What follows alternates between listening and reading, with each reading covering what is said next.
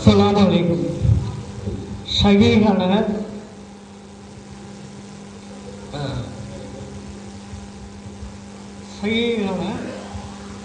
உண்மையான சில ஆதாரங்கள்லாம் இருக்கு. அதே நேரத்தில் இஸ்லாத்தினுடைய வழிமுறைகள் சில மாற்றங்கள்லாம் வருது. உண்மையாக நம்ம இஸ்லாத்தை வழிமுறைக்கு கொண்டு போயிருக்கோம். இதில் சில ஹதீஸாக்கள்லாம் இருக்குது. சிலருடைய கருத்து வேறுபாடுகள்லாம் மாறுபட்டு போய் இருந்துருக்கு.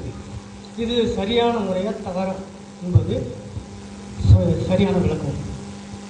அதாவது அவங்க சகோதரர் என்ன சொல்கிறாங்க, இஸ்லாம் என்பது ஒரு நேரிய வழி, சரியான பாதையில் தான் நம்ம போய்கிட்டு இருக்கிறோம், அந்த அமைப்பில் தான் நம்ம மார்க்கம் இருக்குது. அப்படி ஒரு சூழ்நிலையில் கருத்து வேறுபாடாக வந்திருக்குது, இது சரியானு கேட்குறாங்க.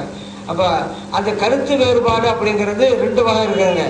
மசாலா பிரச்சனையில் இமாம்கள் கருத்து வேறுபாடு கொண்டுக்கிறாங்க தான். ஷாஃபி இமாம், ஹனஃபி இமாம் அவங்க ஒன்று கூடுமாங்க, இன்னும் கூடாதுமாங்க.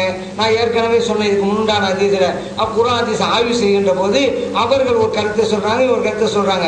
இது மார்க்கத்தில் யதார்த்தமானது. சஹாபா பெருமக்கள் காலத்திலே இந்த ஆய்வும் கருத்து வேறுபாடு ஏற்பட்டுள்ளங்கிறத புகாரி, அபூதாவுதெல்லாம் பதிவு செய்யப்பட்டிருக்கு, நம்ம பார்த்துருக்கோம். இது முன்னான கேள்வியில் விளக்கமாக உங்களுக்கு சொல்லப்பட்டிருக்கு.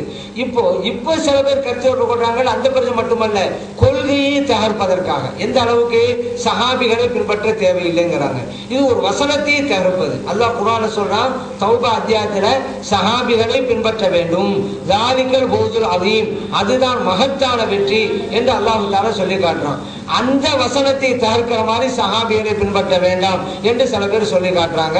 அதன் அடிப்படையில் இந்த உப்பது இருக்கக்கூடிய அந்த கருத்து வரை இமாம்கள் காட்டிய வழி அடிப்படையில் சஹாபா பெருமக்கள் கொடுத்த விளக்கத்தின் அடிப்படையில் நம்ம நடக்கணும். அதில் தான் வெற்றி இருக்கிறது.